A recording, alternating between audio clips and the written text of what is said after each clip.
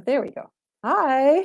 Hi, everybody. It's Tara Greene. I'm Agent 129 of the Cosmic Intelligence Agency. So please say hi. I've got the comments on here now, I believe, because usually I don't see people. But anyway, so if you haven't, if you haven't been here before, I'll explain a little bit about how this. Hi. Great. Okay. Hello, Elvira. Great. You made it here. Okay. I just went live on Instagram and they came. And hi, everybody. How are you? So I'm up here in Toronto, Canada, and welcome wherever you are. You know, there's people from all over the world who come to see this show. And if you haven't been here before, I'll explain how it works. So I will outline. Hi, everybody. I'm going to outline the major planetary aspects for March, you know, as we're marching on here. And then I will pull my tarot cards. Hi, somebody from Quebec. Hi, from Brazil. First time here. Great. Welcome, Elvira. So I will pull my tarot cards. So after I go through the astrology aspects, and I'll talk about them a little bit as we go, I'm going to pull the cards for each sign. So you're going to have to be patient, okay, as I go from Aries, of course, to Pisces. So you're going to have to wait, okay? And I'll make a commentary. You know, this is live right off the top of my head here. So we're in the time of Aquarius. No, we're in the time of Pisces. You see, that's how mixed up I am. Okay. No, I'm not really. Okay. I'm thinking about Venus and Mars entering Aquarius. Okay. I'm ahead of myself here. Okay. In the tarot. Now, this is the Thoth Tarot, which is a fairly popular deck, my go-to deck that I've been using for over 30 years. Hi from Queenstown, New Zealand. Hi from Buffalo, right across the lake there in Florida. Michigan, North Carolina. Nice. Thank you. Georgia.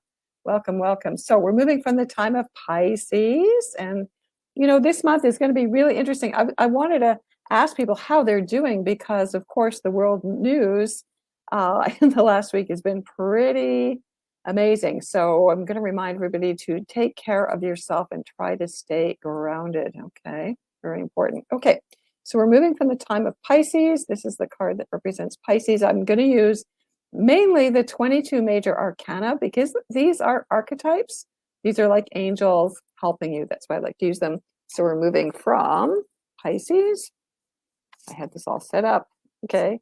Into, it's going to be spring in the Northern Hemisphere here. So of course we're going to move into Aries energy. Okay. Right. All right. So, okay. So the overview, I'm kind of calling this month, it was the best of times, it was the worst of times, you know, that famous quote. So it's very intense. What isn't these days? There are 2 dark moons this month. So it's, you know, they have a blue moon is when you have 2 full moons. It's only 2 dark moons, though, if you're in Pacific Standard Time, though. But still, 2 dark moons.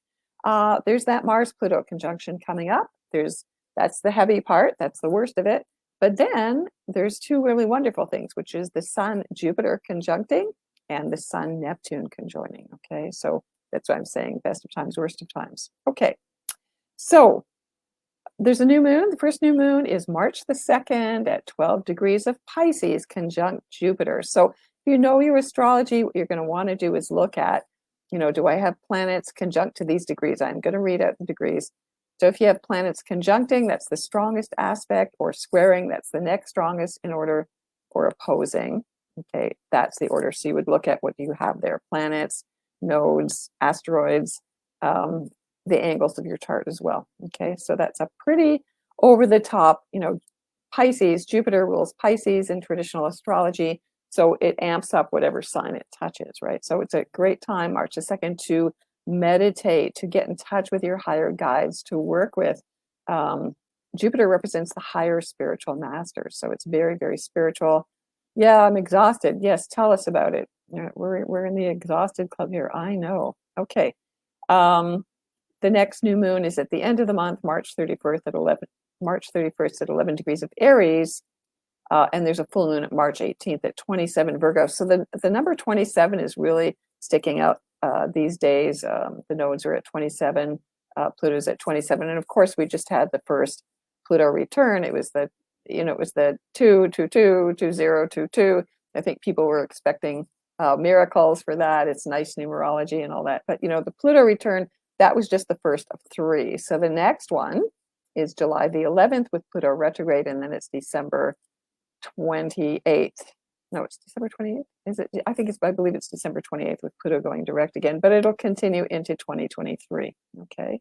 So March the 2nd, Mercury conjunct Saturn in Aquarius. The new moon is also on that day, right? March the 2nd, Mercury conjunct Saturn. So things are quite sober. Tonight, the moon conjunct Saturn in Aquarius as well. So on the 3rd, now the 3rd is Mars conjunct Pluto at that 27th degree. That's at 3:43 a.m. Eastern Standard Time. I've been looking at the charts of Ukraine. Mars and Pluto are right on the Ukraine chart that I was using, right on the ascendant.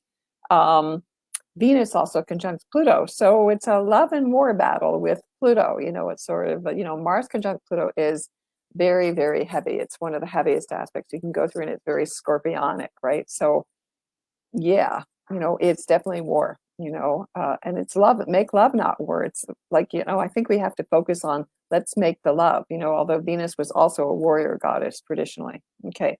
March the 4th, after this very intense March the 3rd, you have to fasten your seatbelts there. On March the 4th, nothing happens. There is those days where planets are taking a break. So right after that big bang, nothing. So I guess you chill out after that, after the big shock. And then March the 5th, it's like one of the best days of the year. So the Sun and Jupiter conjoin at 14 plus degrees of Pisces. So at that 15th degree, planets at the 15th degree are at their most powerful. So that's a very beautiful thing. You would call that a Jupiter Cazimi. So it's a very good day for magic, for making magic potions. It's at 6:06 a.m. Eastern Standard Time. Sending out the love. There should be definitely a worldwide meditation, which I was thinking about earlier today. There should be more, worldwide meditations going on. So that's a really beautiful thing. On the 5th, Mars enters Aquarius, and then Venus enters Aquarius. So they're going to cross that, 0 degree point, which was the point that ushered in, the dawning of the age of Aquarius, when Jupiter and Saturn came together at 0 Aquarius on December the 21st, 2020. Okay. So that's a good one on the 2nd. Now, on the 9th, Mercury enters Pisces. So again, this is going to amp up the Pisces energy, and this is going to continue March and April. So again, we're going to be thinking and feeling and intuiting. And the best thing for Sun-Jupiter conjunction, and then there's going to be a big Jupiter-Neptune conjunction April the 12th. But the best thing is that suddenly everybody realizes that we're all one. Like, what are we doing? That's what I'm hoping for, Somebody said 27 is good and bad. It turns into a 9, and that's a magical number. That is true. All right.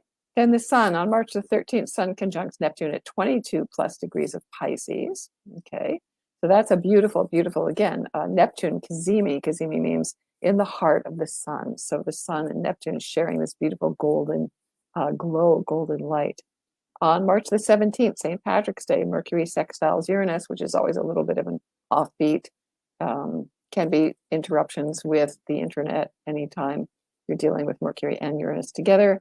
The full moon also at 27 degrees of Virgo. So it's going to be trining Pluto there. Okay, so that gives it extra oomph. On the 19th, Venus squares Uranus. So expect the unexpected in your love life, in finances. This is the other thing. That Mars, Pluto, and Venus, which rules money, could be a big world financial collapse. I mean, I really feel like they're just throwing everything into the pot here, And remember, we all signed up for this, right? Okay. So on the 20th, it is spring equinox. That is astrological new year. Traditionally, it's called Ostara. It's at 11:33 a.m. Eastern Standard Time. And it is the first day of autumn, of course, for all you down under there.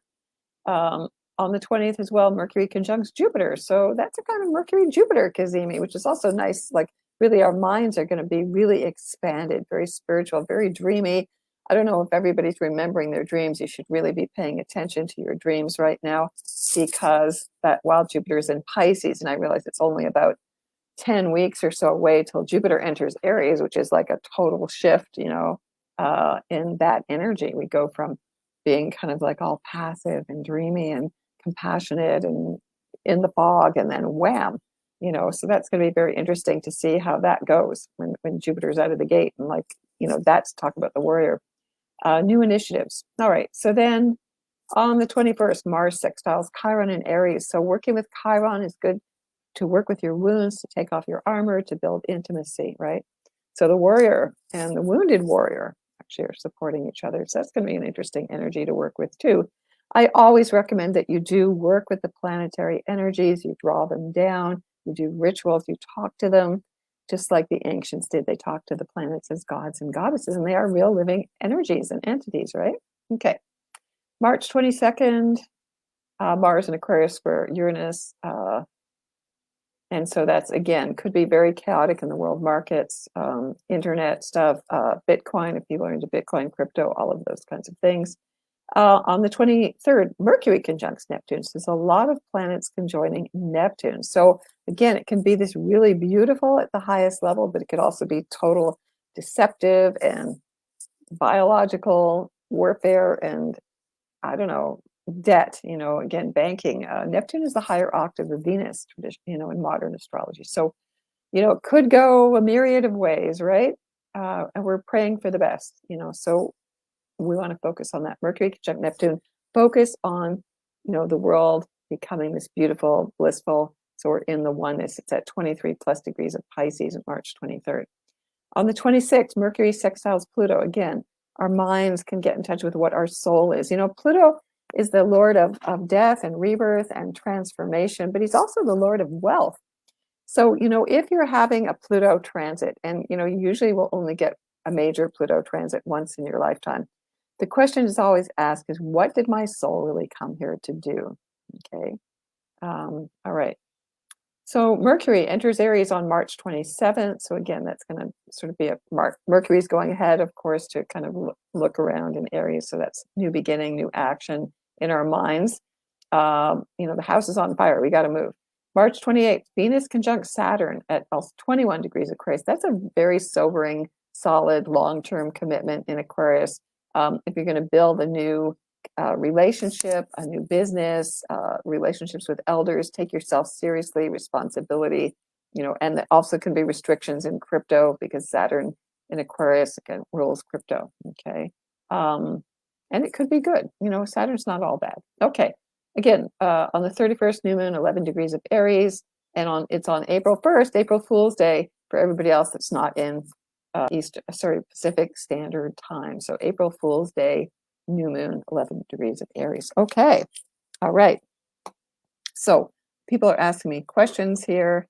Hello from January 13th. Capricorn, hi.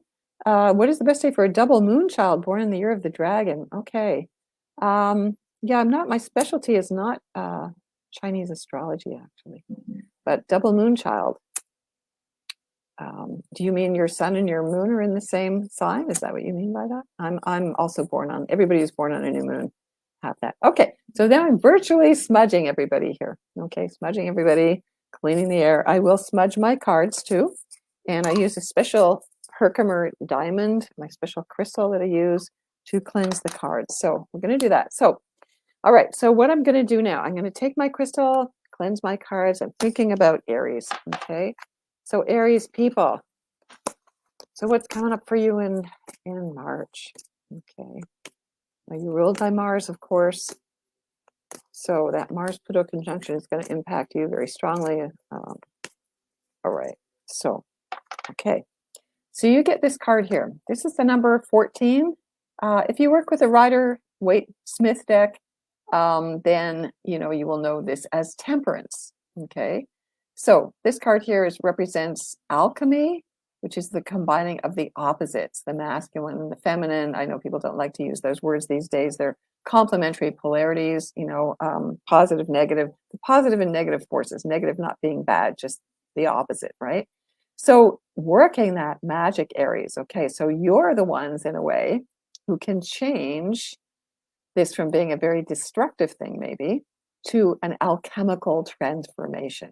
Everything has, both polarities. That's the whole point, right? So art, this is called art literally. So Temperance, the middle way, okay? So Mars, Pluto coming together, there could be a middle way that they could work together to tear things down and to build them up again. This is also called the Sacred Marriage card. It is kind of a higher octave of the lovers in the tarot. So again, look at balancing. It's the inner marriage, balancing your inner intuition, the receptive energy with the outward actions. Okay. And again, that's what the Buddha taught, the middle pillar. If you work with Kabbalah, it's the middle pillar on the tree of life, right? So you have the touch of turning lead into gold, which in lead is Saturn and gold is the sun. So, work that magic, Aries. Okay. Don't go into the lower level of Mars, Pluto. We don't want more war. We want to find some peace. And this is a very high level card about peace. Okay. So Aries. All right. So again, if you're a sun Aries, the moon's in Aries, your nodes are in Aries, anything else in Aries, you would want to use that card. So as I go along here, you can keep track. Okay. All right. Okay. Somebody says their birthday is March 21st. Okay. So Taurus. Okay. Okay. Taurus. Okay. Now I use this deck. This is a larger deck that I use, and it's a kind of one that I use for this kind of thing. This is a very special card, okay? There's only one card like this in the deck, and it is called, if you know about the Tree of Life, there are 10 spheres on the Tree of Life. This is the 11th one, 1111, the master number. So this is the invisible sphere. I like to call this the calling card from your holy guardian angel, which is what the whole point of the tarot is all about. So Taurus, you get this card. So Taurus is very earthy, very embodied, it rules the throat chakra. So Taurus, you need to stay very grounded. You need to connect with your higher self. Okay. That's what this is all about. So, very sensuously, very powerfully, very grounded, like hold your ground and speak your truth. Okay. So anybody, Taurus, sun, moon, ascendant, whatever you have in Taurus, this is connect with your holy guardian angel through this card. Okay. And all you have to do is ask. People go, I tell people, there's fixed stars in astrology and they are connected to certain angels, the 4 major archangels. And I tell people, all you have to do is ask those angels. That's their job. Okay. So Taurus energy. Okay. It's called Da'at in Hebrew. Okay. Special card. So I would dream about it and ask about it. And what does this mean? And where is my holy guardian angel? And how do I connect with them? Using, again, listen to your body. The body never lies, you just ask. So if you meditate, North Node in Taurus there, meditate and ask, how do I feel where my connection is to my holy guardian angel? How do I speak with it? Somebody was mentioning something to me about Yogananda. And at the back of the head here, there's the medulla oblongata, and he called it the mouth of God. And actually, that would be a kind of energy, it connects, I believe, to the pineal gland in the center of your brain there. And I would really connect with this right at the top of your spine there, where the brain stem is, to your pineal gland and your throat chakra, and see what happens there. Okay, that's coming to me all very intuitively. All right, so Gemini. Let's see what Geminis have got here. All right. Okay, Geminis. You're the devils. Okay.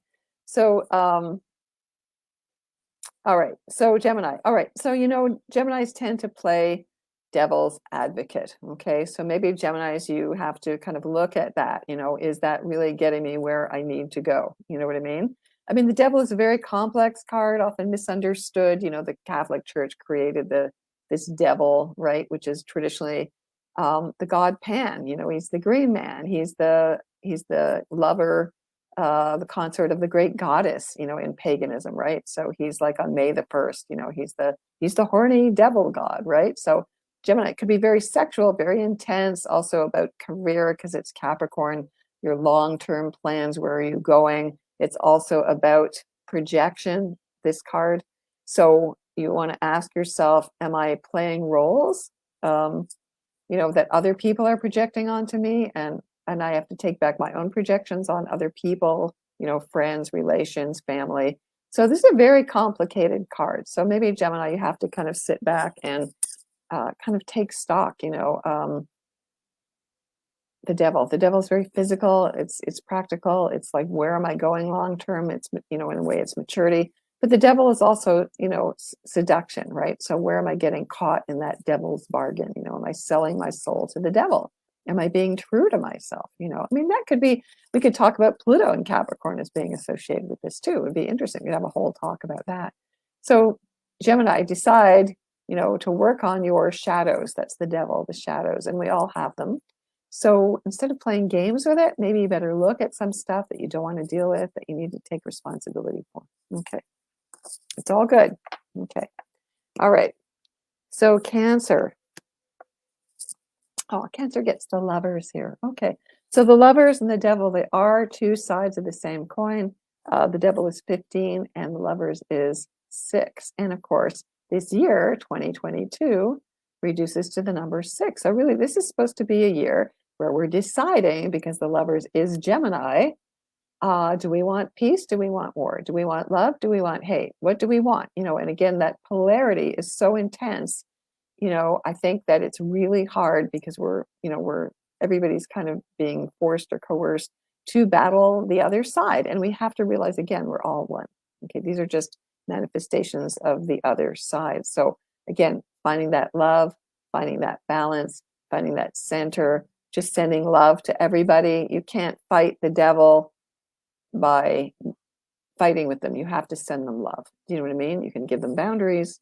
You can keep people who are trying to trip you up out of your life, but you can also send them love so they can transform. And loving our own shadows, okay? And loving ourselves as being imperfect as well. So this, for Cancer, can be taking refuge with, again, your family, your loved ones, friends. If you've had difficulty with family members, these days, your friends, whoever supports you, who understands you, who loves you unconditionally and accepts you, though that is your family. That's those you love. Okay. All right. Okay, Cancer. All right, Leo. All right, so Leo. Let's see, I gotta put my glasses on to read this now. Somebody said, could it also be about spiritual gateway opening, Gemini? Yeah. Okay. All right, so we're at Leo. Okay, so Leo, you get the Magician here. So the number 1 card. Yeah, Leos always like to be number 1 in a way, right? They always like to be on center stage. So the Magician, this is Mercury. So really, when that Mercury-Sun conjunction happens, because Leo is ruled by the Sun, Mercury conjunct Neptune, Mercury conjunct Jupiter. So Sun conjunct Neptune. Okay, Mercury is in Pisces. So it's going to shift, from Aquarius into Pisces. So really do notice that shift. Okay. Mercury enters Aries March 27th. All right, so Leo. So you have to be the initiator of new ideas, new thoughts, new communications. Okay, basically that's what Mercury is all about. So the magic wand, this is what I was just talking about. Magic wand is our minds for everybody, but especially for Leo. The message for this month is to really use your powers, your charisma as a communicator, as somebody who focuses on the intention you want to see. And again, Mercury is a dual-natured symbol. So again, working with the rational and the intuitive side, right? So juggling lots of new ideas can be very creative for you, Leo. Can be new people coming into your life, new people you're meeting on the internet, socially, all of that stuff. Okay. All right, so now we get to Virgo. Okay, so Virgo, you get the Chariot, the number 7 here. So Virgo, Sun, Moon, Ascendant, nodes, anything else in Virgo, you get the Chariot. So this is like the sign of Cancer. So Virgos, you need to protect yourself. I would say with, Jupiter opposite your sign, of course, and all the planets going to start to pile up opposite you. You might be feeling really pulled or unseated or not. So this is, you have to feel like you're emotionally in the driver's seat. It's Cancer energy. So there can be issues with family. I mean, maybe you need to get away from your family. Maybe you need to get in the car and drive away from them. Maybe it's about moving your home because it's Cancer, or maybe it's wherever you are is home. So, I don't usually interpret that card this way. It's interesting as getting on the road. It is a getting on the road card. It's also can be a victory lap, Virgo. So whatever it is you're happy about or proud about. And it's also about paying attention to your emotional body overall. So Virgo, I know you're very conscientious about your health, what you eat, your diet, but there's also the emotional body, which is really the one that's running the show.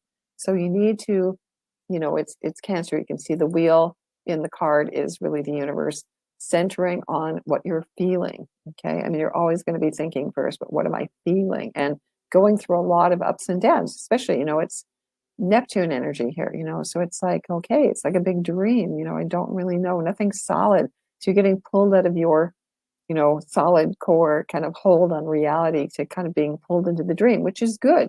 That will also balance you out. Can be very fertile, also, this card, Virgo, because it's Cancer, relates to children or nurturing or midwifing or anything like that, working with children.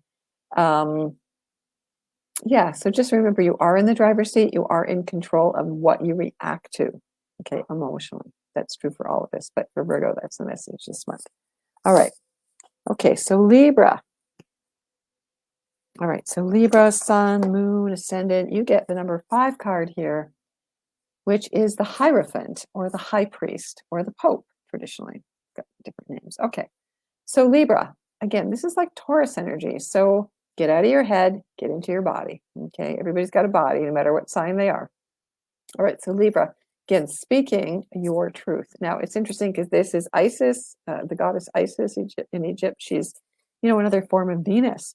Venus, has a different thousands of different manifestations. So for Libra and Taurus, you're both ruled by Venus. So this would be bringing out your more sensuous side, the part where you say no, the part where you have boundaries, the part where you stand your ground, the part where you are connected to your own higher self.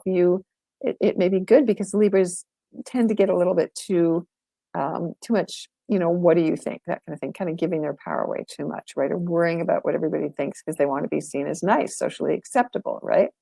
So this is where you get stronger, you get grounded, you can respect everybody else's opinions, but you go, you know what? This is what I need. This is what my body says. This is what I need. Okay. So again, that solid core, I'm not budging, you know what I mean? Energy, which I think is really good for Libra, right? Because, we're all in this together, of course. We're all kind of overwhelmed by what's going on, right?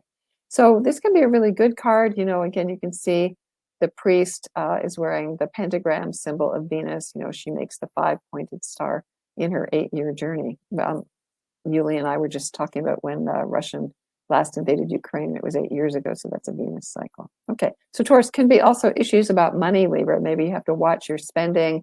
I am kind of encouraging everybody to watch their spending, and the world is very shaky, and most people are predicting a big financial crash. So you may want to, cut your credit cards and make sure you've got things that are solid to hold on to, or hardcore assets that are useful. All right. So Scorpio. Okay, so we all know the South Node is in Scorpio. It was also at 27 degrees. All right, this is a minor card. Now, I leave this one in the card just as kind of a nice little surprise here.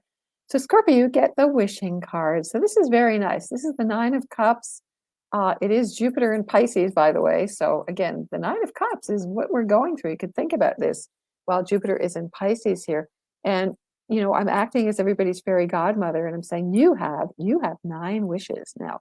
Because it's Pisces, it's about doing for others. It's about how I can contribute to the greater whole. It's like, well, those people in Ukraine right now, for example, they need help. What can I do? What can I give? What can I support energetically?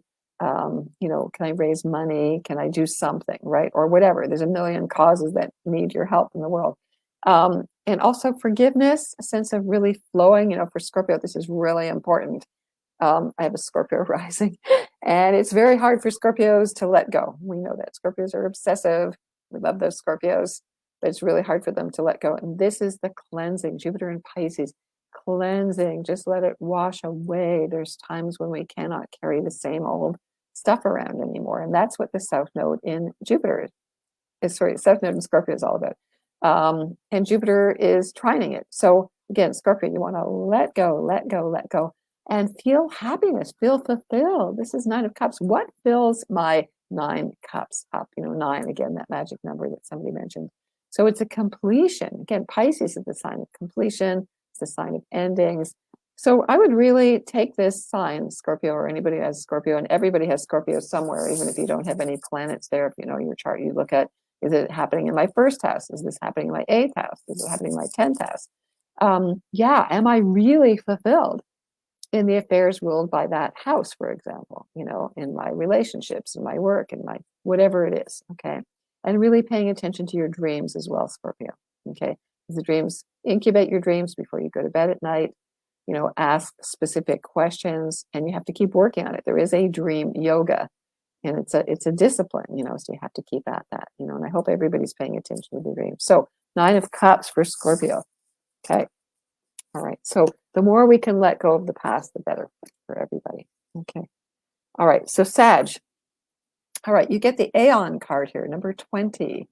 So this card is usually called Judgment. And, in some ways I'm going, oh yeah, I can see how people who are, into the Bible think about, it is Armageddon and, what's next. And so the number 20, traditionally Judgment Day, is when the Archangel Gabriel, who is at 3 degrees of Pisces in tropical astrology, blows the trumpet on Judgment Day. So Sagittarius, where are you unfairly judging yourself or other people? This is a card of rebirth. Ultimately, there's 3 what they call maternal letter cards in the tarot. This is one of them. So it is a rebirth. So it can be very fertile. It can be literally a pregnancy. It can be giving birth to something that you've been wanting to let go of. It's a sense of really, with Jupiter and Pisces, there's a lot of guilt that people carry. And this could be letting go of all the guilt, okay, all the guilt that you're carrying around unnecessarily. So you might want to look at Sagittarius, Sun, Moon, Ascendant, wherever you have Sagittarius in your chart. Am I carrying guilt unconsciously that's holding me back from birthing? A lot of people are going, we're birthing this new world. And it's looking very chaotic right now because the old world is dying. So how am I supporting or inspiring? It's Sagittarius, remember. How am I being optimistic no matter how dark and dire and crazy things look? I have to find some humor. My Sagittarius job is to inspire, to teach, to keep people optimistic, to ask the big questions. I'm a double Sag. And to, really inspire people. Sagittarius is really the cheerleaders of the zodiac. So, you can look at things honestly and truthfully and speak your truth. You got to be careful not to preach, of course, too much or be hypocritical, but also inspire people. So it's important to see the bigger view. Sagittarius is spiritual law as opposed to man-made law. Okay, so you want to call on Jupiter actually to bring in that higher law, spiritual law. Call on the higher master teachers to come and intervene here, which I have been doing actually. Okay, so Sagittarius, you get the rebirth card. The rebirth on all levels. Okay, all right. Okay, Aquarius. Aquarius here. Okay, Aquarius, you get that Tower. Okay, very interesting now. This card here, the number 16, the Tower is, of course, like literally when 9/11 happened. I've told this story before. When 9/11 happened, and with all due respect for all the innocent people that died there, I was talking to a friend of mine, and we talked about how America was going through this card, literally living through the Tower of destruction, right? And it was Saturn opposite Pluto, Saturn and Gemini opposite Pluto and Sag. So, sometimes when you do astrology, the symbols are so literal, just like, people think tarot cards are literal too, but in astrology, it can be very literal. So this is for Aquarius, a big explosion, a big epiphany, a big realization, like, oh my God, maybe the way I thought it was, my own self, what it's all about is like, my mind is blown. Okay. And it's Mars energy. You can see it's Mars on there. So further amps up that Mars energy. Okay. The destruction, Mars, Pluto destruction, but it's destruction of what is false. It is destruction of the ego traditionally. So, the tarot cards describe the soul's journey from entering as a soul into the earth plane as the Fool, 0, and taking the 22 stages right through. Here's what your soul's going to need to go through till you finish the physical journey at 21, and then you get to go on again at 22, which is the Fool as the enlightened being going round and round and round, right? Okay. So Aquarius, opening your third eye. In a sense, it could be seen as your third eye, opening up, what is my truth? What is my real self? I heard the most amazing Alan Watts quote earlier today, and just kind of blew my mind. So Aquarius, maybe there's another level, like an X-ray vision level. That's Mars, you know what I mean? That you can see through things, like getting that laser-like, it's Mars, Scorpio, laser-like vision, because that Mars-Pluto conjunction is really Scorpio. It's really like, okay, I can see what's really going on. Okay, so it can be very shocking. Things could be falling apart in your life. Saturn And then, you know, Venus and Mars are going to enter Aquarius, which is not a bad thing. This is the second conjunction they're making, which is quite rare for them to have 2 meetings in 1 year. So look at, now there's also a dove, right? So this card is really the message about, are you going to be the hawk or are you going to be the dove? Okay, because there is the dove of peace. You can see that, or there's the snake. Sorry, there's the dove right there. Whoops. And there's the snake on the other side, right? Snake, kind of Scorpio energy, chthonic or unconscious energy. So yeah, you have to decide, right? Which side are you on, right? So, you know, I would say it's about awakening to bringing peace, you know, and destroying what is false. Okay. All right. So Pisces. This feels really intense tonight, I have to say. Okay, Pisces, you get the Emperor here. So you are the king. Pisces is king right now. Aries in this, the Emperor, the king, the leader, the boss. So Pisces, you get to be the boss. It is taking action, again, with the Sun, Jupiter, and the Sun, Neptune conjunction. Pisces, you have to master or be responsible or be in the hot seat. You know, also it's the number 4. So it is about power, the power of Pisces as a receptive, intuitive, creative, initiatory,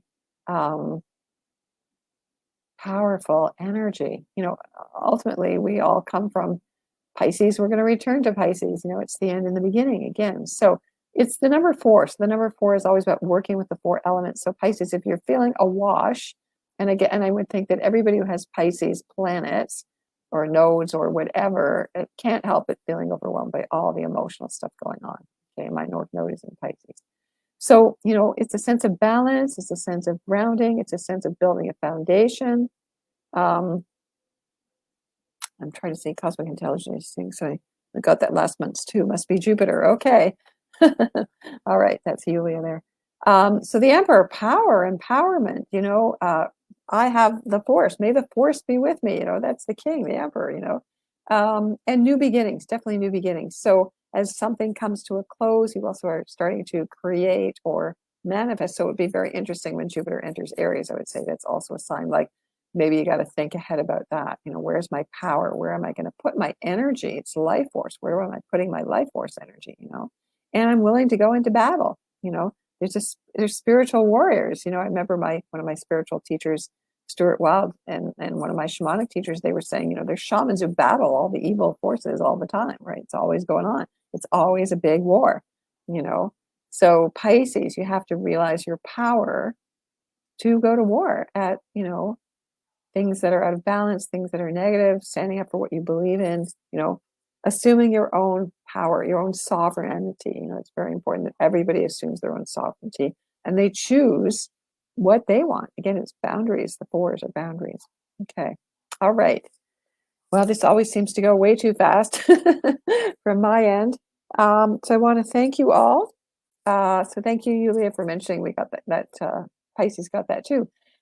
So yes, subscribe please to Cosmic Intelligence Agency, become a member. There's lots of wonderful, wonderful astrologers doing live workshops, and also their new magazine, Time Lords, is out. And also they're advertising March the 6th, Electional Astrology with Wade Caves, a wonderful astrologer.